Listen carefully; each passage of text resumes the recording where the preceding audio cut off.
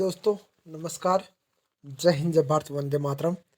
एक बार फिर स्वागत है आपके अपने YouTube channel all India job news 0.2 के ऊपर। आपको बता दूं कि जब से आपकी 41 एपीडी के एडमिट कार्ड आने स्टार्ट हो गए हैं, तब से बार बार ये कमेंट आ रहा है कि सर आप प्लीज़ 5000 क्वेश्चनों की वो सीरीज़ जल्दी से जल्दी करा दो। तो उन क्वेश्चनों की सीरीज में मैं आज आपके लिए लेकर आ गया हूँ। टोटल कम से कम 150 से 200 एक क्वेश्चन है, ठीक है ना। ये यदि आपको ये क्वेश्चन आपको पीडीएफ के रूप में चाहिए तो आप टेलीग्राम चैनल को ज्वाइन कर सकते हैं। टेलीग्राम पर मैं ये डाल दूंगा, ठीक है ना। जैसे ही क्लास ख़त्म होती है टेलीग्राम पर डाल दूंगा। आपको बता दूं, आज से हम डेली आपकी रात 8 बजे आपकी जीके की प्रीमियर क्लास चलाने वाले। तो प्लीज़ आपसे रिक्वेस्ट है, जो भी कैंडिडेट 41 एपीडी में सिलेक्शन पाना चाहता है या 41 एपीडी में जीके में 50 में से कम 40 से 45 नंबर लेना चाहता है, वो कैंडिडेट इस क्लास को पूरी ले और यूट्यूब चैनल को ज्वाइन कर ले, ताकि आपको बताना चाहूँगा कि आपको पूरी जानकारी के साथ साथ सही दिशा और सही गाइडलाइन आपको उपलब्ध कराई जा सके। आपको बता दूं कि 41 एपीडी के लिए मैंने आपके लिए सबसे पहले और सबसे सटीक जानकारी उपलब्ध कराई थी, और वही वीडियो की वजह से आज भाइयों का प्यार और सपोर्ट मुझे इस यूट्यूब चैनल के ऊपर मिल रहा है। और ऐसे यदि प्यार और सपोर्ट आप देते रहोगे तो मैं आपके लिए बेस्ट से बेस्ट कंटेंट उपलब्ध कराने की कोशिश करूँगा। तो चलो शुरुआत करते हैं हम फर्स्ट क्वेश्चन से, क्योंकि क्वेश्चन बहुत ज़्यादा है और टाइम आपके पास बहुत कम है, क्योंकि मैं आप बच्चों का टाइम नहीं लेना चाहता। तो प्लीज़ आपसे रिक्वेस्ट है, क्लास को पूरी ज़रूर लेंगे, आके वापस नहीं जाएंगे, ठीक है ना। तो हम बात करते हैं पहले। आज हम बात कर लेते हैं इंडियन हिस्ट्री की। इंडियन हिस्ट्री आधुनिक भारत के इतिहास की। उसमें मैंने आपके लिए कुछ क्वेश्चन लिखे हैं, वो देखो।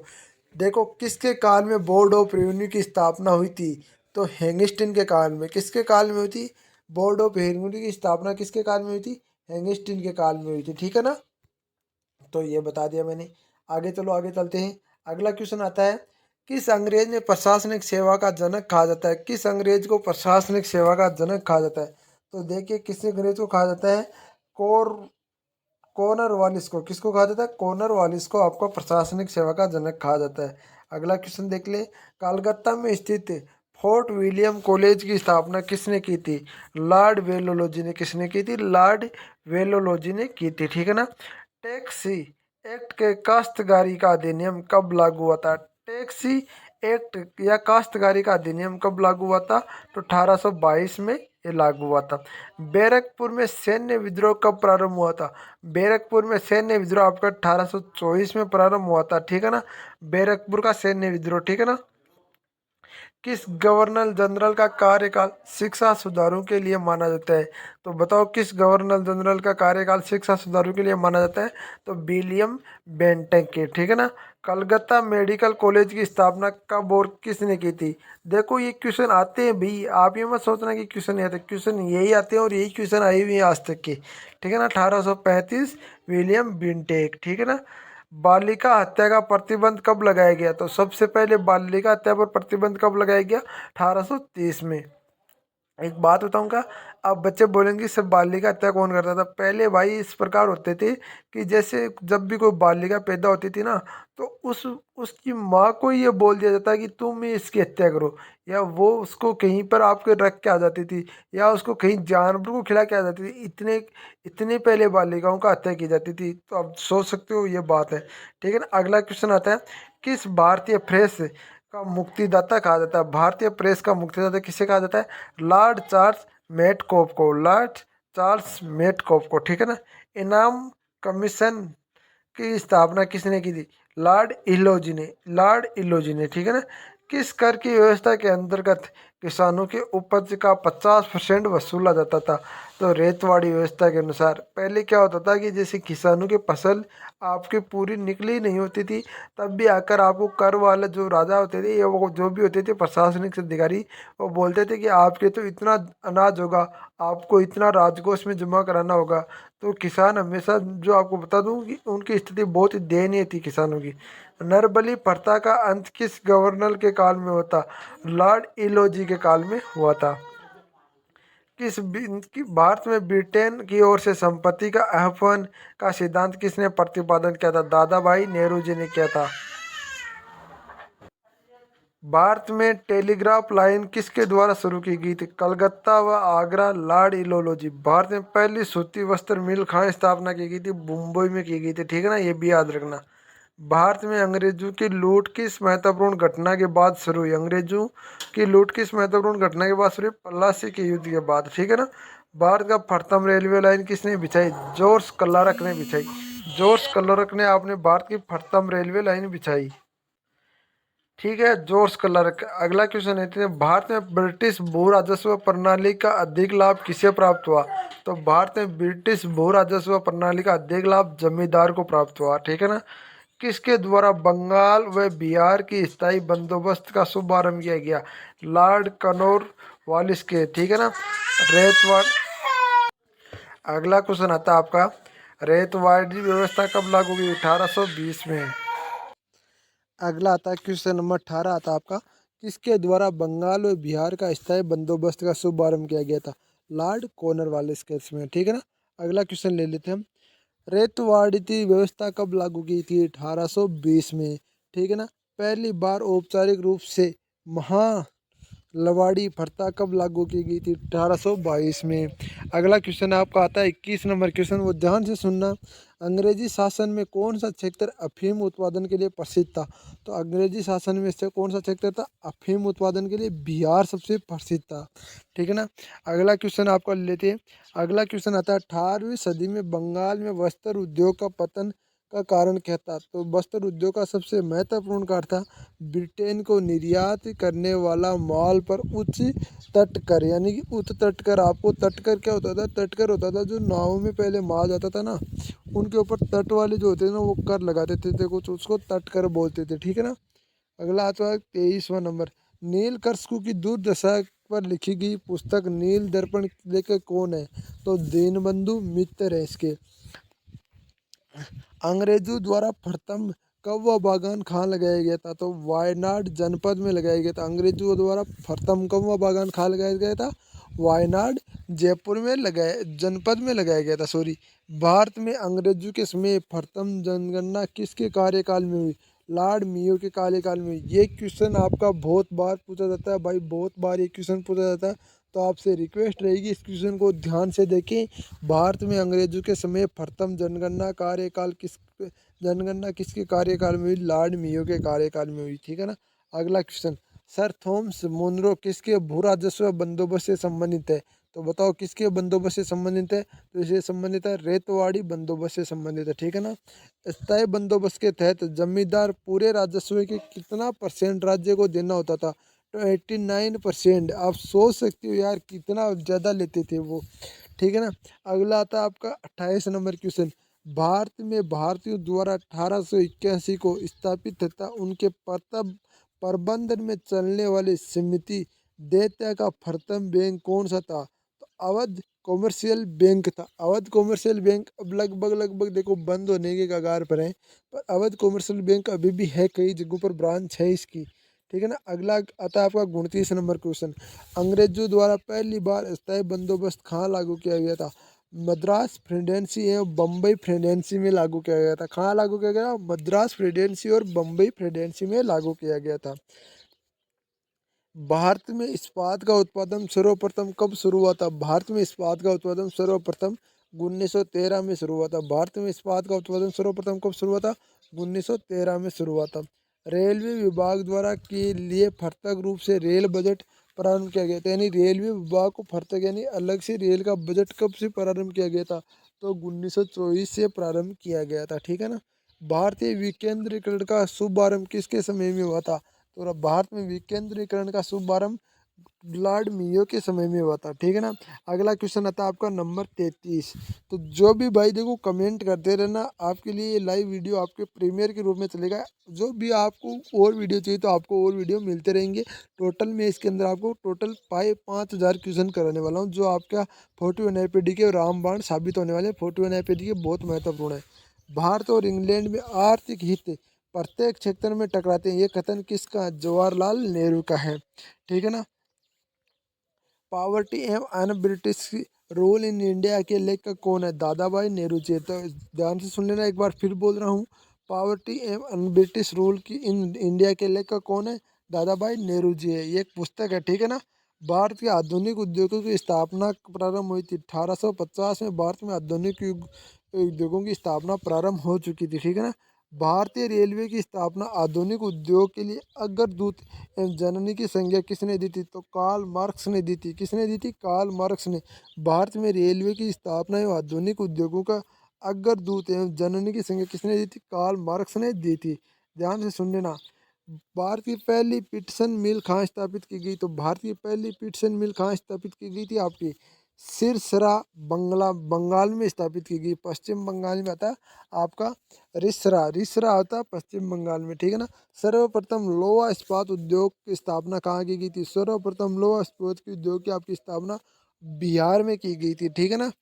कराची भारत कांग्रेस ने के कराची अधिवेशन के अध्यक्ष कौन थे? आपको बताना होगा, ये क्वेश्चन बहुत बार पूछा जाता है कि कांग्रेस के कराची अधिवेशन के अध्यक्ष कौन थे जो 1931 में हुई थी। आपको बता दूं, ये भी पूछा जाता है कि कराची का अधिवेशन कब हुआ था कांग्रेस का, तो वो भी याद रखना 1931 में। और अध्यक्ष कौन थे इसके? सरदार वल्लभ भाई पटेल, ठीक है ना। भारत में अंग्रेजों की भूमि खरीदने एवं बसने की अनुमति कब मिली? 1833 में। यही तो मेन कारण था अंग्रेजों का आधिपत्य होना इंडिया पर, कि उनको ये अधिकार मिल गया कि वो भूमि खरीद सकते हैं और बेच सकते हैं। तो आपको पता होगा, जिस बंदे को ये अधिकार मिल जाता है कि भूमि खरीद सकते हैं और बेच सकते हैं, वो बंदा क्या कर सकता है? वो कुछ भी कर सकता है। अगला क्वेश्चन आता है, the economics history of India एक पुस्तक के लेखक किसने किसने लिखी थी? तो बताओ किसने लिखी थी? तो ये लिखी थी रामचंद्र दत्त ने। किसने लिखी थी? रमेश चंद्र दत्त ने, सॉरी, रमेश चंद्र दत्त ने ये लिखी थी, ठीक है ना। अगला क्वेश्चन आता है, 1938 में भारतीय राष्ट्रीय कांग्रेस के अनुरोध पर राष्ट्रीय योजना समिति बनाई गई। उसके अध्यक्ष कौन थे? तो उसके अध्यक्ष थे आपके जवाहरलाल नेहरू। कौन थे? जवाहरलाल नेहरू उसके अध्यक्ष थे। अगला ऐसा क्वेश्चन आता है, नंबर आता है आपका 43। किसके काल में सिंचाई उद्योग का गठन हुआ था? तो लॉर्ड कर्जन के काल में सिंचाई उद्योग का गठन हुआ था। किसके काल में हुआ था?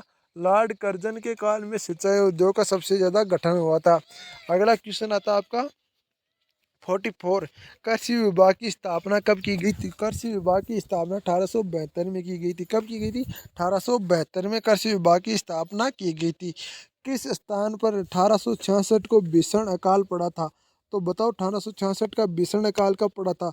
किस स्थान पर पड़ा था? तो वह पड़ा था आपका उड़ीसा में। क्या पड़ा था? उड़ीसा में। अगला क्वेश्चन आता है 46। कलकत्ता में मुस्लिम शिक्षा के विकास के लिए मदरसा कब स्थापित किए गए थे? तो मुस्लिम शिक्षा के विकास के लिए आपके 1772 ईस्वी में आपके मुस्लिम शिक्षा विभाग के लिए मदरसा स्थापना कर दी गई थी, ठीक है ना। अगला आता है आपका, पहले समाचार पत्र बंगाल गजट का प्रकाशन कब हुआ था? पहले समाचार पत्र बंगाल गजट का प्रकाशन कब हुआ था? 1780 में। ध्यान देना, ये क्वेश्चन भी आपके बहुत बार पूछा जाता है भाई। पहले समाचार पत्र बंगाल गजट का प्रकाशन कब हुआ था? 1880 में हुआ था, ठीक है ना। अगला क्वेश्चन ले लेते हैं हम। अगला क्वेश्चन आता है, गीता का अंग्रेजी का अनुवाद किसने किया था? गीता का अंग्रेजी यानी गीता जो हमारा श्री कृष्ण द्वारा आपकी जो गीता बताई गई थी अर्जुन का, उसका अंग्रेजी अनुवाद किसने किया था? जो एक इंडिया का पवित्र ग्रंथ भी माना जाता है, विलियम विलियम बेकिस ने किया था। विलियम बेकिस ने किया था। ये तो आपको वैसे ही पता होना चाहिए, क्योंकि भाई यार, आपको पता है ना कि ये हमारा पवित्र ग्रंथ, तो आपको ये तो पता ही होना चाहिए, ठीक है ना। बिजली चलित तार सेवा की पहली बार कहाँ प्रारंभ की गई? बिजली चलित तार सेवा पहली बार कहाँ प्रारंभ की गई? तो कलकत्ता एवं आगरा के मध्य। कलकत्ता एवं आगरा के मध्य, ठीक है ना। बनारस संस्कृत विश्वविद्यालय स्थापना के कौन थे? स्थापक कौन थे? संस्थापक कौन थे भाई? तो संस्थापक थे जोनाथन डंकन। Jonathan Duncan. अगला क्वेश्चन आता है आपका 51 नंबर, प्रशासनिक अर्थव्यवस्था के आधार पर डलहौजी ने कौन सा राज्य ब्रिटिश साम्राज्य में मिलाया था? तो अवध। कौन सा राज्य मिलाया था? अवध। प्रशासनिक अव्यवस्था के आधार पर डलहौजी ने कौन सा राज्य ब्रिटिश साम्राज्य में मिलाया था? तो अवध, ठीक है ना। अगला क्वेश्चन आता है आपका, भारत में आधुनिक शिक्षा प्रणाली की नींव कब पड़ी? भारत में आधुनिक शिक्षा प्रणाली की नींव कब पड़ी? तो भारत में आधुनिक शिक्षा प्रणाली की नींव पड़ी 1835 में। ध्यान रखना, ये क्वेश्चन आपके बहुत बार पूछे जाते हैं, और यही क्वेश्चन आपको अब इस बार पूछे जाने वाले, तो आपसे रिक्वेस्ट है क्लास को पूरी लीजिए।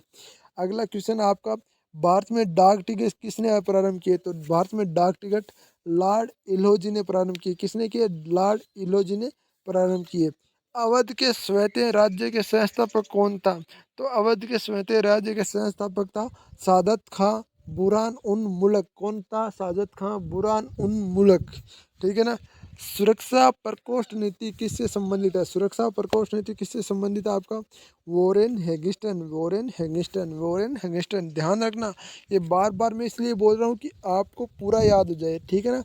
किस भारतीय को रॉबर्ट्स लाइकन क्लाइकन ने बिहार के दीवान बनाया? दीवान बनाया, बताओ दीवान। तो राजा सीताबराय, राजा सीताबराय। ठीक है ना।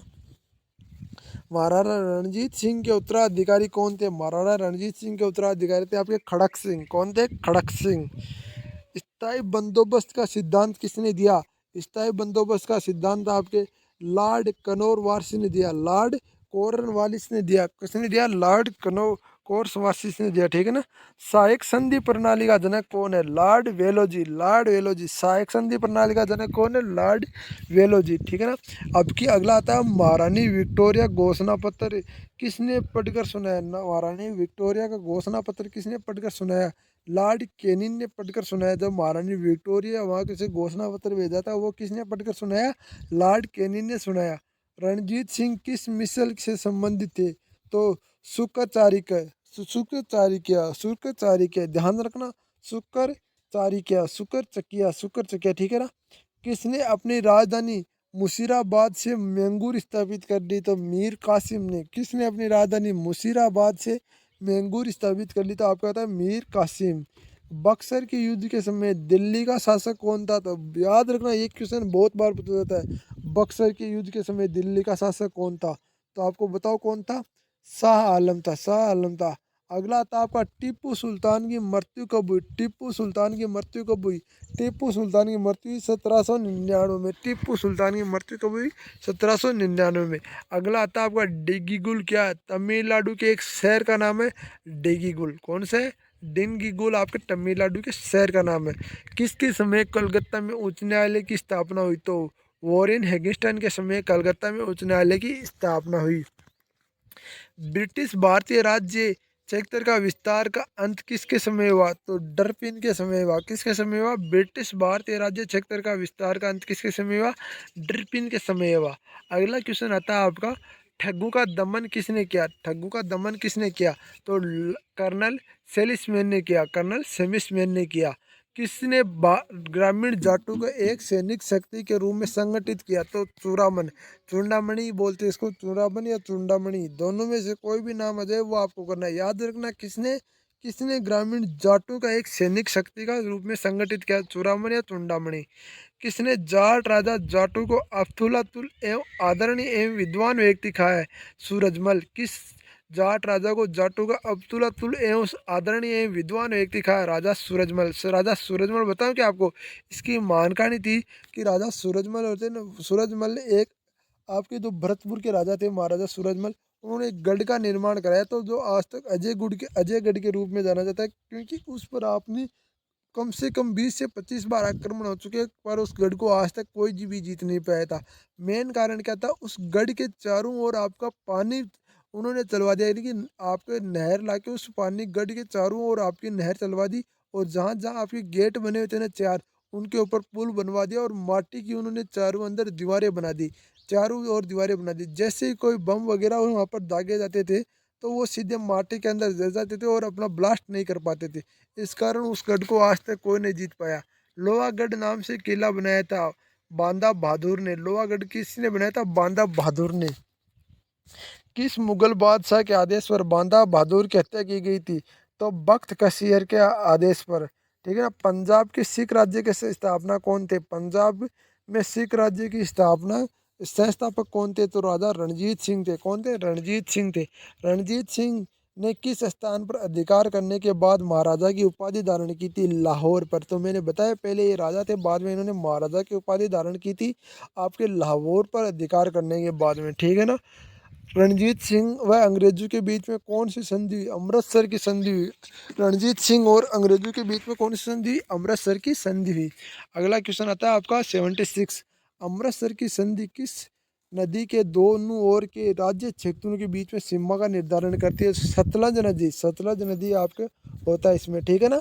आपका क्वेश्चन आता है आपका, भारत में किस गवर्नर जनरल के समय संधि का विलय अंग्रेजी राज्य में किया गया।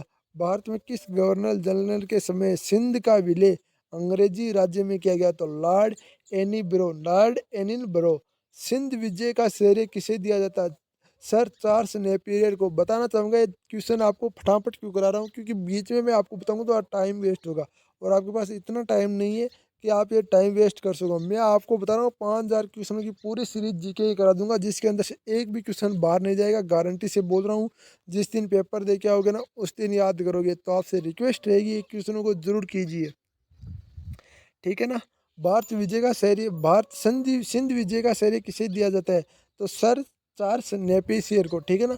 भारत की सहायक संधि का जन्मदाता कौन है, तो भारत में सहायक संधि का जन्मदाता है डुबले। डुबले, ठीक है ना। सहायक संधि के सुनिश्चित एवं व्यापक स्वरूप किसने प्रदान किया था, लॉर्ड वेलोजी ने प्रदान किया था। यदि ये आपको पीडीएफ के रूप में चाहिए तो आप टेलीग्राम लिंक को ज्वाइन कर लो और व्हाट्सएप ग्रुप को ज्वाइन कर लो। टेलीग्राम लिंक पर आपको मिल जाएगी, व्हाट्सएप ग्रुप पर ये नहीं मिलेगी। टेलीग्राम लिंक पर बिल्कुल मिल जाएगी, कोई दिक्कत नहीं। सारे के सारे क्वेश्चन आपको टेक्स्ट के रूप में मिल जाएंगे, ठीक है ना। पंजाब के राजा रणजीत सिंह की राजधानी कहाँ थी, पंजाब के राजा रणजीत सिंह की राजधानी कहाँ थी, तो लाहौर थी। कौन थी, लाहौर थी, ठीक है ना। अगला था, गोद प्रथा प्रतिबंध किस गवर्नर जनरल ने लगाया, तो लॉर्ड इलोजी ने लगाया। किसने लगाया, लॉर्ड इलोजी ने लगाया, ठीक है ना। डेनमार्क के प्रथम व्यापारिक कंपनी का गठन कब हुआ, तो 1616 में हुआ। डेनमार्क के प्रथम व्यापारिक कंपनी का गठन कब हुआ था, 1616 में हुआ था, ठीक है ना। वाडीवास के युद्ध में अंग्रेजों के नेतृत्व किसने किया था, सर आयरकुट ने किया था। वाडीवास के युद्ध में अंग्रेजों का नेतृत्व किसने किया था, सर आयरकुट ने किया था, ठीक है ना। अगला था आपका, चंद्रनगर की बस्ती फ्रांसीसियों ने किसने भेंट की थी, चंद्रनगर की बस्ती फ्रांसीसियों को किसने भेंट की थी, तो ये भेंट की थी आपकी सायता खान ने। मुगल बादशाह ने किसके नवाब की पदवी प्रदान की थी, मुगल बादशाह को किसने नवाब की पदवी प्रदान की थी, डुबले ने। ये भी आ सकता है कि नवाब की उपाधि किसने प्रदान की थी, तो ये डुबले ने प्रदान की थी, ठीक है ना। पांडिचेरी का गवर्नर जनरल बनाने से पूर्व डुबले का गवर्नर नियुक्त किया गया था। डुबले को कहाँ का गवर्नर नियुक्त किया गया था, तो वो था आपका चंद्रनगर। ध्यान रखना, चंद्रनगर। आपका आता अगला क्वेश्चन आता है 88 नंबर का। डुबले के बाद पांडिचेरी का गवर्नर जनरल कौन था, तो डुबले के बाद आपका गोहिल्ले था। गोडिले थू, ठीक है ना। पुर्तगाल में गोवा पर अधिकार कब किया था, 1510 ईस्वी में पुर्तगाल ने गोवा पर अधिकार कर लिया था, ठीक है ना। अगला क्वेश्चन हम बात करते हैं, 90 नंबर क्वेश्चन है। पुर्तगालियों ने सर्वप्रथम भारत की कौन सी फसल खेती आरंभ की थी, तंबाकू की खेती आरंभ की थी। पुर्तगाल ने सर्वप्रथम कौन सी फसल आरंभ की थी, तंबाकू की खेती आरंभ की थी। अगला क्वेश्चन आता है आपका 91 नंबर क्वेश्चन, यानी 91 नंबर क्वेश्चन। किसके शासनकाल में अंग्रेजों ने दिल्ली पर कब्जा किया था, तो शाह आलम के सेकंड के शासनकाल में अंग्रेजों ने दिल्ली पर कब्जा किया था। अगला क्वेश्चन आता है 92 नंबर, यानी 92 नंबर का क्वेश्चन आता है आपका। अगला क्वेश्चन है, मुंशी शिव गांव की संधि किसके युद्ध के पश्चात हुई थी, उत्तर आता है आपका पालखेड़ा के युद्ध के बाद। उत्तर आता है आपका पालखेड़ा की युद्ध के बाद। अगला क्वेश्चन आता है आपका, सांगोला की संधि कब हुई थी, सांगोला की संधि आपको 1750 ईस्वी में हुई थी। इलाहाबाद की संधि कब हुई थी, इलाहाबाद की संधि आपकी 1765 में हुई थी। ईस्ट इंडिया कंपनी को मान्यता कब मिली थी, मेन क्वेश्चन है और सबसे बेस्ट क्वेश्चन भी है। बहुत बार क्वेश्चन पूछा जाता है आपका, बहुत बार, और ये जो क्वेश्चन करता है ना, और बता रहा हूँ आपको, झाड़ू बच्चों को पीछे छोड़ जाता है। ईस्ट इंडिया कंपनी की मान्यता कब हुई थी, 1600 में। क्वेश्चन किस प्रकार पूछा जाता है आपको, ईस्ट इंडिया कंपनी की मान्यता कब हुई थी, ये मिली थी, तो आपको 1601, 1600, 1602, 1603 इस प्रकार दिया जाता है, तो आपको करना है 1600, ठीक है ना। अगला क्वेश्चन आता है आपका, पांडिचेरी की स्थापना कब हुई थी, तो पांडिचेरी की स्थापना आपका 1674 में हुई थी। कब हुई थी, 1674 में हुई थी। पांडिचेरी की स्थापना किसने की थी, पांडिचेरी की स्थापना फ्रांसीसी मार्किटन ने की थी। किसने की थी, फ्रांसीसी मार्किटन ने की थी। अगला क्वेश्चन आता है आपका, अंग्रेजों ने पांडिचेरी को फ्रांसीसियों को कब छीना था, अंग्रेजों ने फ्रांसीसी को पांडिचेरी की फ्रांसीसी को कब छीना था? तो अगला अब ये क्वेश्चन आता है आपका 1661 में। रॉबर्ट कोलवाई का उत्तराधिकारी कौन था? तो रॉबर्ट कोलवाई का उत्तराधिकारी आपका था वॉर्निस हंगिस्टन। कौन सा? वॉर्निस हंगिस्टन। भारत का प्रथम गवर्नर जनरल कौन था? तो लॉर्ड विलियम बेंटिक आपका भारत का प्रथम गवर्नर जनरल था, याद रखना। लॉर्ड विलियम बेंटिक भारत का प्रथम गवर्नर जनरल था। ये भी क्वेश्चन आपके बहुत बार क्वेश्चन पूछा जाता है, महत्वपूर्ण क्वेश्चन ही आपके लिए लेकर आऊँगा। बेमतलब की जैसे ये ना, ये हर किसी के ऐसे प्रकार की क्वेश्चन नहीं कराऊंगा। राज्य हड़प नीति या राज कैसे किसके द्वारा लागू की गई थी? राज्य हड़प नीति या राज कैसे किसके द्वारा लागू की गई थी? लॉर्ड इलोलोजी के समय लागू की गई थी। राज्य हड़प नीति के अंतर्गत कौन से भारतीय राज्य पर कब्जा किए थे? तो बताओ, राज्य हड़प नीति के अंतर्गत कौन ने भारतीय राज्य पर कब्जा किए थे? कौन से भारतीय राज्य बताओ? झांसी, नागपुर, सतारा, जयपुर, अवध एवं सबलपुर। ठीक है ना, इन राज्यों पर आपके भारतीय राज्य हड़प नीति पर आपसे कब्जा किया गया था। भारत के प्रथम वायसराय कौन थे? तो भारत के प्रथम वायसराय आपके था लॉर्ड कैनिंग। कौन था? लॉर्ड कैनिंग आपके भारत के प्रथम वायसराय थे। ठीक है ना। अगला क्वेश्चन आता है आपका 104 नंबर का क्वेश्चन है। अगला क्वेश्चन ध्यान से सुनना। तीसरे अंगल मैसूर के युद्ध को रोकने के लिए टीपू सुल्तान ने कौन सी संधि की थी? श्रीरंगपट्टनम की संधि की थी। किसने कौन सी संधि की थी? श्रीरंगपट्टनम की संधि की थी। अगला क्वेश्चन आता है आपका 1757 नंबर का कि लाइकवाल किसके पराजित किया था? 1757 में क्लाइवन ने किसको पराजित किया था? किससे पराजित किया था? तो आपका क्या था? सिरा जुलोदा ने आपको पराजित किया था। फालसी के युद्ध में अंग्रेज सेना का नेतृत्व किसने किया था? फालसी के युद्ध में अंग्रेज सेना का नेतृत्व आपका रॉबर्ट क्वाइनन ने किया था। किसने किया था? रॉबर्ट क्वाइनन ने किया था। बक्सर का युद्ध कब हुआ था? बक्सर का युद्ध 1664 में हुआ था। ये 1764 में हुआ था, सॉरी। ये भी आपका एक महत्वपूर्ण इंपॉर्टेंट क्वेश्चन है, इसको भी ध्यान रखना। बक्सर के युद्ध में अंग्रेजी सेना का नेतृत्व किसने किया था? बक्सर के युद्ध में अंग्रेजी सेना का नेतृत्व आपका हेक्टर मुनेरो ने किया था। किसने किया था? हेक्टर मुनेरो ने किया था। अगला क्वेश्चन आपका कहते हैं 109 नंबर क्वेश्चन आता है आपका, सुगली की संधि किस किस के बीच में हुई थी? सुगोली की संधि, ये क्वेश्चन बहुत बार पूछा जाता है। तो ईस्ट इंडिया कंपनी और नेपाल के बीच में एक संधि हुई थी जिसका नाम दिया गया सुगोली की संधि। टीपू सुल्तान की मृत्यु कहाँ हुई थी? तो टीपू सुल्तान की मृत्यु आपकी श्रीरंगपट्टनम में हुई थी। कहाँ हुई थी? श्रीरंगपट्टनम में हुई थी। अगला क्वेश्चन आता है आपका, ठगी प्रथा के उन्मूलन में कौन से गवर्नर जनरल की प्रमुख भूमिका थी? तो ठगी प्रथा के उन्मूलन में विलियम बेंटिक के जो गवर्नर जनरल की आपकी महत्वपूर्ण भूमिका थी। ठीक है ना। अगला क्वेश्चन आता है आपका, वोडायार किसके शासनकाल वोडा बोला गया है? वोडियार किसके शासक थे? तो मैसूर रियासत के। टीपू सुल्तान की राजधानी कहाँ थी? टीपू सुल्तान की राजधानी आपकी श्रीरंगपट्टनम में थी। याद रखना, टीपू सुल्तान की राजधानी भी श्रीरंगपट्टनम में थी और टीपू सुल्तान की मृत्यु भी श्रीरंगपट्टनम में हुई थी। ठीक है ना। कलावाइन के बंगाल के गवर्नर कब बनाया गया? कलावाइन को बंगाल का गवर्नर 1857 को बनाया गया। द्वैत के शासन का अंत किसने किया? द्वैत के शासन का अंत आपका वॉरिस हैंगिस्टन ने किया था। द्वैत के शासन का अंत आपका वॉरिस हैंगिस्टन ने किया था। अंग्रेजों ने सबसे अधिक विरोध किसने किया था? अंग्रेजों ने सबसे अधिक विरोध आपके मराठों ने किया था। ठीक है ना। वह पुर्तगाली कौन था जिसने गोवा पर अधिकार कर लिया था? तो आपका था अल्फांसो डी उल्बरक आपका वह पुर्तगाली था जिसने गोवा पर अधिकार कर लिया था। भारतीय ईस्ट इंडिया कंपनी का पहला गवर्नर जनरल कौन था? तो भारत में ईस्ट इंडिया कंपनी का पहला गवर्नर जनरल कौन था? वॉरेन हेंगिस्टिस। किस यूरोपीय देश ने भारत में सबसे पहले अपना व्यापार फैलाया? तो पुर्तगाल ने फैलाया। ठीक है ना। वास्को डिगामा भारत कब आया था? ये भी क्वेश्चन याद रखना। 1498 के अंदर वास्को डिगामा भारत आया था। वास्को डिगामा भारत के किस स्थान पर उतरा था? तो कालीकट यानी कालीकट बंदरगाह पर आपका वास्को डिगामा भारत में उतरा था। ये भी ध्यान रखना। वास्को डिगामा कहाँ का रहने वाला था? तो वास्को डिगामा आपका पुर्तगाल का रहने वाला। ये तीनों क्वेश्चन आपके महत्वपूर्ण और तीनों क्वेश्चन बार बार बहुत बार एग्जाम में पूछे जाते हैं। ठीक है ना। किस अंग्रेज ने सम्राट जहांगीर की दरबार में आकर भेंट की थी? सम्राट जहांगीर के दरबार में आकर भेंट की तो सर टॉमस रो ने गोवा दमन द्वीप के उपनिवेशीकरण किसके द्वारा किया गया? पुर्तगाल। गोवा व दमन द्वीप के उपनिवेशीकरण किसके द्वारा किया गया? तो पुर्तगालियों द्वारा किया गया था। ठीक है ना। अगला क्वेश्चन आपका, अंग्रेजों ने अपनी प्रथम कंपनी लगाने के लिए किसकी अनुमति अनुमति प्रदान की थी? तो जहांगीर की अनुमति अंग्रेजों ने प्रदान की थी। अंग्रेजों ने अपनी प्रथम फैक्ट्री कहाँ लगाई थी? अंग्रेजों ने अपनी प्रथम फैक्ट्री सूरत में लगाई थी, क्योंकि सूरत ही आज के ज़माने में सबसे ज़्यादा फैक्ट्रियों का और उस समय फैक्ट्री था। भारत के समुद्री मार्ग की खोज किसने की थी? भारत के समुद्री मार्ग की खोज वास्को डी गामा ने की थी। ठीक है ना। तृतीय कर्नाटक युद्ध की संधि का क्या नाम था? पेरिस की संधि। क्या नाम था? पेरिस की संधि का नाम दिया गया।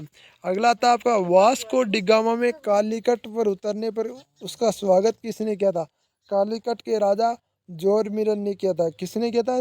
कालीकट के राजा जोरमिरन ने किया था। इससे भी बोला जाता है कि कालीकट पर ये जो इंडिया का पहला विदेशी यात्री था वो भी वास्को डी गामा को माना जाता है, पर ये कन्फर्म नहीं है कहीं भी। ठीक है ना। ब्रिटिश के साथ वेनिस की संधि का किस पेशवा ने किया था? बाजीराव पेशवा। बाजीराव पेशवा जानते हो ना सभी, बाजीराव पेशवा ने किया था। किस पुर्तगाली को नीले पानी की नीति अपनाई थी? Francisco de Almeida. Francisco de Almeida ने। भारत में पुर्तगाली साम्राज्य की स्थापना माना जाता है तो अल्फांसो डी उल्बरक। अल्फांसो डी उल्बरक को भारत में पुर्तगाली साम्राज्य का संस्थापक माना जाता है। पुर्तगालियों ने अपना भारत का पहला गवर्नर कौन था? पुर्तगालियों में अपना भारत का पहला गवर्नर था Francisco de Almeida. Francisco de Almeida. भारत में पहला अपना डच नागरिक कौन था? भारत में आने वाला पहला डच नागरिक याद रखना, कोरानेसिस हिड हिथ सम्माना। ये ऐसा नाम है भाई, कोरानेसिस डहेस्त हस्तमान, ये ऐसा नाम है भाई, आपको भी नहीं याद होगा, इसको 5 से 7 बार आप पढ़ लेना। कोरानेसिस डस हस्तमान। ठीक है ना। डच्चों के गोवा पर आक्रमण कब किया था? आपके 1639 में आपके गोवा पर आक्रमण किया था। डुब्ले भारत का फ्रेंच गवर्नर कब बना? 1742 यानी कि 1742 में आपका। ठीक है ना। जहांगीर ने किसकी खान की उपाधि प्रदान की थी? होंगिस खान की। ठीक है ना। आगरा व सीकरी पे पहुंचने वाला अंग्रेज व्यापारी कौन था? तो बताओ कौन था? तो ये उत्तर होगा आपका रौला फिंच इसका उत्तर होगा। ठीक है ना। डच्चू कर अपनी पहली फैक्ट्री 1605 में कहाँ स्थापित की थी? तो डच्चू ने अपनी पहली फैक्ट्री मुंशीपट्टनम में स्थापित की थी। डच्चू ने अपनी पहली फैक्ट्री मुंशीपट्टनम में स्थापित की थी। भारत का कौन सा नगर द्वीप पर निर्मित है? तो मुंबई नगर आपका द्वीप पर निर्मित है। ठीक है ना। पुर्तगालियों ने पहला व्यापारिक कोठी कहाँ खोली? पुर्तगालियों ने पहली व्यापारिक कोठी आपकी कोचीन में खोली। कहाँ खोली? कोचीन में खोली। अंग्रेजों ने अपनी पहली फैक्ट्री कब लगाई? अंग्रेजों ने अपनी पहली फैक्ट्री 1612 ईस्वी में लगाई। किसके शासन में ईस्ट इंडिया कंपनी को दीवानी प्रदान की गई? दीवानी प्रदान की गई तो शाह आलम के शासनकाल में। भारत में पहली बार मुद्रण मशीन की स्थापना की गई तो पुर्तगालियों ने पहली बार मुद्रण मशीन की स्थापना की थी। इंटरपोलर्स की कौन थे? इंटरपोलर्स आपके अंत अधिकृत व्यापारी के रूप में समुद्रिक लुटेरे थे। आपके कौन थे? याद रखना, समुद्रिक लुटेरे थे। आप तो इतना याद रख लो। इंटरप्लोपर्स कौन थे? इतना नाम बताए तो आप तो याद रखना, समुद्री लुटेरे थे। उस समय भारत का बादशाह कौन था जब ईस्ट इंडिया कंपनी की स्थापना हुई? तो अकबर था। अकबर आपके उस समय भारत का बादशाह था। ठीक है ना। अगला क्वेश्चन याद रखो। अगला क्वेश्चन है, किस वर्ष फ्रांस की सरकार ने भारत में स्थित फ्रांसीसी बस्तियों का अधिकार पर भारत सरकार को सौंपा? तो 1954 में सौंपा। ठीक है ना। आपका आता वाडीवास का युद्ध कब हुआ? तो वाडीवास का युद्ध हुआ आपका 1760 ईस्वी में। कब हुआ था? 1760 ईस्वी में। भारत की आर्थिक राजधानी किसे जाना था? मुंबई शहर को जाना था। तो देखो 150 क्वेश्चन मैंने आपके आधुनिक भारत के करा दिए। अब यदि चाहो तो मैं इसमें आज कालीन भारत के भी करा दूं, तो आप चाहते हो तो बता दो, तो बता दो, मैं आपको करा दूं। तो आप ये क्लास पूरी लो तो मैं आपको कराने के लिए तैयार हूँ। आपका 30 मिनट और लग जाएगी, ज़्यादा से ज़्यादा, इससे ज़्यादा नहीं होगा। तो चलो शुरुआत करते थे हम, मध्यकालीन भारत की भी हम शुरुआत कर देते हैं, क्योंकि भाई हमें जल्दी जल्दी पढ़ना है, हमें सिलेक्शन लेना है। तो सिलेक्शन लेना है तो भाई टाइम तो देना होगा, और टाइम देना है तो मैं बताना चाहूँगा 150 क्वेश्चन 1 घंटे के अंदर कोई नहीं कराता। 150 क्वेश्चन में आपके 3 घंटे लेता, मैं आपको 1 घंटे में 150 क्वेश्चन तो क्या पूरे 600 क्वेश्चन भी कराने के लिए तैयार हूँ। तो प्लीज़ आप प्यार दीजिए, आपका भाई आपके लिए सपोर्ट में हमेशा तैयार खड़े रहेगा, ठीक है ना। खजुराहो का मंदिर कहाँ स्थित है? मध्य प्रदेश में स्थित है, ठीक है ना। हवा महल कहाँ स्थित है? हवा महल आपका जयपुर में स्थित है। बड़ा इमाम बाड़ा कहाँ स्थित है? लखनऊ में स्थित है। इमाम बाड़ा कहाँ स्थित है? लखनऊ में स्थित है। चेतक का घोड़ा किससे संबंधित है? चेतक का घोड़ा राणा प्रताप से संबंधित है, ठीक है ना। महाराणा प्रताप या राणा प्रताप एक ही बात है। बीज गणित के क्षेत्र में अपने विशेष योगदान के लिए किसे जाना जाता है? तो भास्कर को बीज गणित के क्षेत्र में अपना विशेष योगदान जाना जाता है। सबसे पुराना वाद्य यंत्र कौन सा है? तो सबसे पुराना वाद्य यंत्र आपका वीणा आता है, ठीक है ना। किसने व्रत मंदिर के आरंभिक कल्पना तथा निर्माण सूर्यवर्मन द्वितीय राज्य के काल में हुआ था? तो आपका होगा अलगवोटा का मंदिर, ठीक है ना। अमरावती बुद्ध स्पोत कहाँ है? तो आंध्र प्रदेश में अमरावती बुद्ध स्पोत है, ठीक है ना। अगला आता है आपका सलहर के युद्ध में मुगल सेना किसने हराया था? तो शिवाजी ने हराया था। सलहर का युद्ध कब हुआ था? सलहर का युद्ध आपका 1672 में हुआ था। कब हुआ था? 1672 में हुआ था। किसने रंगीला बादशाह कहा जाता है? मोहम्मद शाह को आपको रंगीला बादशाह के नाम से भी जाना जाता है। अगला क्वेश्चन आता है आपका, भारत का अग्निम मुगल सम्राट बहादुर शाह जफर का मकबरा कहाँ स्थित है? तो रेंगून यूनियन म्यांमार में स्थित है। कहाँ पर है? रेंगून यूनियन म्यांमार में स्थित है। अगला क्वेश्चन आता है आपका, अहमद शाह अब्दाली ने भारत पर कितनी बार आक्रमण किया था? 8 बार आक्रमण किया था अहमद शाह अब्दाली ने, ठीक है ना। अगला आपको क्वेश्चन आता है आपका, नदीर शाह ने भारत पर आक्रमण कब किया था? नदीर शाह ने भारत पर आक्रमण आपका 1739 में किया था। कब किया था? 1739 में किया था, ठीक है ना। अगला अगला, शिवाजी के समय कितना राजस्व कर वसूला जाता था? तो बता दूं, भू राजस्व का 33% आपका शिवाजी के शासनकाल में भी वसूला जाता था। आगरा की जामा मस्जिद का निर्माण किसने कराया? तो आगरा की जामा मस्जिद का निर्माण आपका जहां आरा ने कराया। तो याद रखना, जहां आरा ने कराया, ठीक है ना। किस सिख गुरु ने फारसी भाषा का जफरनामा लिखा? तो गोविंद गुरु ने। फारसी भाषा का जफरनामा किसने लिखा? गोविंद गुरु ने। वो गोविंद गुरु की बात नहीं सुनी क्या आपने? सौ से एक लड़ा भाई, है ना, वो गोविंद गुरु है, ठीक है ना। गुरु नानक के जीवन से परिचित किस सिख गुरु ने लिखा? गुरु नानक को जीवन परिचित किस सिख गुरु ने लिखा? तो गुरु अर्जुन देव ने। औरंगजेब के शासनकाल में बंगाल का नवाब कौन था? तो मुर्शिद कुली खां। कौन था? मुर्शिद कुली खां था। शिवाजी की मृत्यु कब हुई थी? शिवाजी की मृत्यु 12 अप्रैल 1680 में हुई थी। कब हुई थी? 12 अप्रैल 1680 में हुई थी। औरंगजेब ने बीबी का मकबरा का निर्माण कब कराया था? औरंगजेब ने बीबी का मकबरा 1700 आपके दो देखो, ये बता रहा हूँ ना मैं आपको, औरंगजेब ने बीबी का मकबरा, ये क्वेश्चन है ना, ये दोनों क्वेश्चन, शिवाजी की मृत्यु, ये क्वेश्चन आपकी पिछली बार आपकी जो आपकी अमृतसर में भर्ती हुई थी उसके अंदर पूछे गए क्वेश्चन है। जो आप इन क्वेश्चनों को ध्यान से देख लीजिए, प्लीज़ आपसे रिक्वेस्ट है, क्वेश्चन को ध्यान से कीजिए, ठीक है ना। आपका आता है आपका सोमूगढ़ का युद्ध कब हुआ था? सोमूगढ़ का युद्ध आपका 1758 में हुआ था। कब हुआ था? 1758 में हुआ था। जहांगीर की पत्नी नूरजहाँ का वास्तविक नाम क्या था? तो जहांगीर की पत्नी नूरजहाँ का वास्तविक नाम क्या था? तो आपको बता दूं, मरुनिसा था। कौन था? मरुनिसा जहांगीर की पत्नी का वास्तविक नाम था, ठीक है ना। हैदर अली मसूर के शासक कब बने? हैदर अली मसूर के शासक कब बने? 1761 ईस्वी में बने, ठीक है ना। नादिर शाह का शासक था ईरान का, ठीक है ना। माधवराज नारायण पेशवा कब बने गए? तो माधवराज नारायण पेशवा आपके 1761 में बने, ठीक है ना। गुरु गोविंद सिंह ने खालसा पंथ की नींव कब रखी थी? गुरु गोविंद सिंह ने खालसा पंथ की स्थापना की। ये भी ध्यान रखना कि खालसा पंथ की स्थापना कैसे की, किसने की? तो गुरु गोविंद सिंह आते हैं। और खालसा पंथ की नींव कब रखी गई? तो ये याद रखना आपका 1699 ईस्वी के अंदर रखी गई थी, ठीक है ना। अगला आता है आपका, किस गुरु के विद्रोह में मुगल राजकुमार की सहायता से धन और मन से की थी? गुरु अर्जुन अर्जुन देव ने की थी, ठीक है ना। शहीद बंधुओं के पतन किसके समय हुआ था? मोहम्मद शाह के समय आपका शहीद बंधुओं का पतन हो गया था, ठीक है ना। आपका फारूक खसियर किसके सहयोग से मुगल बादशाह बना? तो शहीद बंधु के सहयोग से आपका मुगल बादशाह फारूक खसियर बना। भारत पर आक्रमण करने वाला किस ईरानी शासक ने ईरान का नेपोलियन कहा जाता है? तो नादिर शाह को भारत पर आक्रमण करने वाला ईरानी शासक कहा जाता है। किस राज्य के शासनकाल में नवीब वाजिर कहलाते हैं? तो किस राज्य के शासनकाल को नवीब वाजिर कहते हैं? अवध के शासक को, ठीक है ना। आदि ग्रंथ का समायोजन किसने किया था? आदि ग्रंथ का समायोजन गुरु अर्जुन देव ने किया था। अब देखो हम पढ़ लेते हैं मराठा राज्य। अब यार इतिहास आपको पढ़ना है, यदि आपको कुछ करना है तो देखो क्लास लेनी होगी आपको। और आप बोलोगे सर इतनी बड़ी क्लास, तो भाई इतनी बड़ी क्लास आपके लिए यार 1 से 1.5 घंटे की क्लास लेने में क्या होता है। प्लीज़ आपसे रिक्वेस्ट है क्लास लो आप। आपको 5,000 क्वेश्चन करने हैं तो क्लास लेनी पड़ेगी। अब आप चाहते हो कि मराठा राज्य नहीं पढ़े, तो भाई बिल्कुल पढ़ो। यदि पढ़ोगे ना तभी सक्सेस होगे आपके लिए। इनमें आज इतिहास के अंदर टोटल आपकी ज़्यादा से ज़्यादा 400 क्वेश्चन होंगे, इससे ज़्यादा नहीं। आपको पूरी सीरीज करा रहा हूँ, तो आपसे रिक्वेस्ट है यार प्लीज़ आप भी है ना इस वीडियो को शेयर करो, चैनल को लाइक करो, चैनल को सब्सक्राइब करो।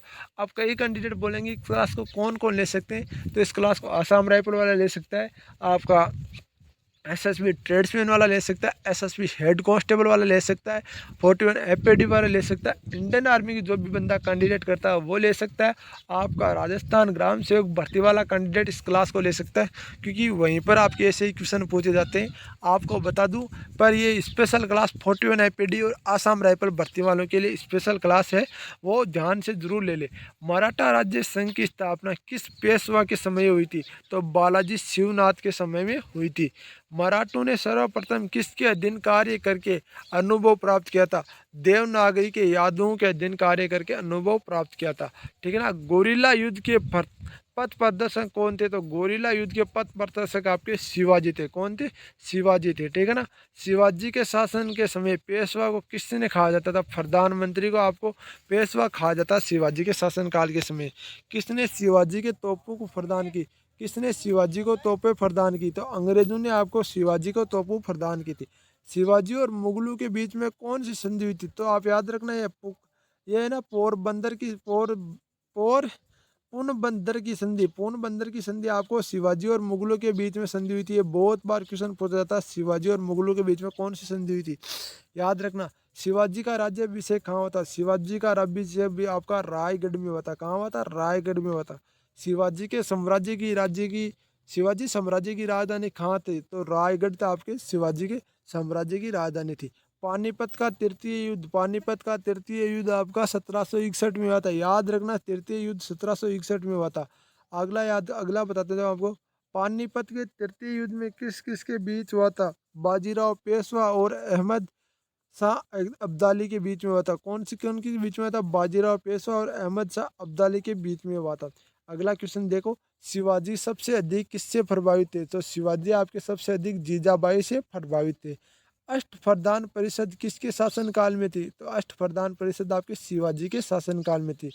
शिवाजी के संरक्षण एवं राजनीतिक गुरु कौन थे? तो दादाजी कोंडदेव थे। कौन थे? दादाजी कोंडदेव थे आपके शिवाजी के संरक्षक एवं राजनीतिक गुरु। किस मराठा सरदार ने सबसे पहले लॉर्ड वेलजदी की सहायता से संधि स्वीकार किया था? बाजीराव पेशवा बाजीराव के समय, ठीक है ना। अगला क्वेश्चन आपका लेते हैं आपका, शेर जामी प्रथा किससे संबंधित है? तो मराठा भू राजस्व प्रथा से संबंधित है। रेलवे ग्रुप डी और एनटीपीसी के लिए भी महत्वपूर्ण है, ठीक है ना। बाजीपुर के सुल्तान ने किसके सरदार की शिवाजी के जिंदा या मुर्दा दफनाने के लिए भेजा था? अफजल खां को बोला था। अफजल खां को यह बोला था कि बाजीराव के सुल्तान ने बोला था कि सरदार को शिवाजी को जिंदा या मुर्दा दफना दो, ठीक है ना। अफजल खां को। मुगलों को कैद से भगाने के समय शिवाजी किस जेल में थे? तो आगरा की जेल में थे शिवाजी, ठीक है ना। ग्वालियर राज्य की स्थापना किसने की थी? जीजाराव सिंधिया ने की थी ग्वालियर राज्य की स्थापना। किस इतिहासकार ने पानीपत की लड़ाई को स्वयं देखा था? काशीराज पंडित ने। याद रखना, ये काशीराज पंडित, ये क्वेश्चन बहुत बार पूछा जाता है। काशीराज पंडित है ना, ये बहुत बार गड़बड़ करता है, क्योंकि ये पानीपत का प्रथम जो युद्ध हुआ था ना, प्रथम क्या पानीपत के युद्ध को भी इन्होंने पूरे तीनों युद्ध को इन्होंने अपने आंखों से देखा था। शिवाजी की फाड़ियों में चूहा और साहसी डाकू किससे कहा जाता था? औरंगजेब ने शिवाजी को फाड़ियों चूहा एवं साहसी डाकू कहा जाता। औरंगजेब शिवाजी को चूहा और आपके साहसी डाकू भी कहा था। शिवाजी ने अंग्रेजों के दरबार में आगरा कब उपस्थित हुए थे? 1666 ईस्वी में शिवाजी अंग्रेजों के दरबार आगरा में उपस्थित हुए थे। ठीक है ना। अगला क्वेश्चन याद करते। अगला क्वेश्चन आपका, मराठा शासनकाल किसने सरल एवं कारगर बनाया था? शिवाजी विश्वनाथ ने। शिवाजी विश्वनाथ ने मराठा शासनकाल एवं सरल और कारगर बनाया था। अगला क्वेश्चन आता है आपका, शिवाजी के अंतिम सैन्य अभियान कौन सा था? तो शिवाजी का अंतिम सैन्य अभियान आपका कर्नाटक अभियान था। ठीक है ना। शिवाजी अष्टप्रधान जो सदस्य विदेशी मामलों में देख रेख करता था उसे क्या कहते थे? उसे आप सुमंत कहते थे शिवाजी। ठीक है ना। मराठा शासन के सर ए नौबत का अर्थ था? सेनापति। मराठा शासन में सर ए नौबत का अर्थ क्या था? सेनापति। किस मराठा सरदार ने 1758 और 59 को पंजाब पर विजय प्राप्त की थी? रघुनाथ राव ने। किस मराठा सरदार ने सेना का गठन यूरोपीय ढंग से किया था? तो महदाजी सिंधिया। महदाजी सिंधिया ने। ठीक है ना। अगला क्वेश्चन, शिवाजी का जन्म कहाँ हुआ था? शिवाजी का जन्म शिवनेर किले में हुआ था। कहाँ हुआ था? शिवनेर किले में हुआ था। किस भाषा को शिवाजी ने अपने दरबार में लागू की थी? मराठी भाषा को शिवाजी ने अपने दरबार में लागू की थी। शिवाजी से लड़ने के लिए जय सिंह को किस मुगल शासक ने भेजा था? तो औरंगजेब ने भेजा था। शिवाजी का राज्याभिषेक कब हुआ? तो याद रखना 1676 ईस्वी में। शिवाजी की आय का मुख्य साधन क्या था? तो चौथ नाम का एक कर होता था, वो आपका शिवाजी की आय का मुख्य साधन था। जलकी की संधि किस किस के मध्य हुई थी? हैदरबार के निजाम एवं बालाजी के बाजीराव के मध्य। ठीक है ना। खेड़ा के युद्ध कब हुआ था? 1707 में आपका खेड़ा का युद्ध हुआ था। पाल खेड़ा का युद्ध कब हुआ था? तो 1728 में। याद रखना ये दोनों युद्ध अलग अलग हैं। पाल खेड़ा और एक खेड़ा का युद्ध, दोनों युद्ध अलग अलग हैं। ध्यान रखना इन क्वेश्चनों में, अब गड़बड़ मत करना यार। अगला आता है आपका मुगल साम्राज्य। तो मेरे को लगता है आप इतनी ठीक है। अब मुगल साम्राज्य हम कल पढ़ेंगे। ठीक है ना। पूरी डिटेल से मुगल साम्राज्य को पढ़ेंगे और आगे जो भी आपका इतिहास का टॉपिक है ना वो हम कल पूरा कंप्लीट कर लेंगे। तो वीडियो कैसा लगा कमेंट बॉक्स में जरूर, वीडियो को लाइक करना, चैनल को शेयर करना, वीडियो को सब्सक्राइब जरूर करना। ज़्यादा से ज़्यादा कैंडिडेट चैनल से जुड़े ताकि हम और बेस्ट तरीके से आपके लिए कंटेंट उपलब्ध करा सके। एक बात और बता दूँ आपको कि इसी यूट्यूब चैनल पर आपको आसाम राइफल और ट्रेड्समैन और आसाम राइफल आपका जो टेक्निकल और कलर की वैकेंसी आ रही उसकी तैयारी भी आपको हिंदी, मैथ, रीजनिंग और जीके तीनों की तैयारी करा दूंगा। और इसी यूट्यूब चैनल के ऊपर आपको SSC GD, SSC head constable, SSB head constable, SSB tradesman, इन तीनों चारों की एक साथ तैयारी करा दूंगा। जो आसाम राइफल का सिलेबस है ना वो सेम सिलेबस है, बिल्कुल 1% भी क्वेश्चन बाहर नहीं जाने के दूंगा।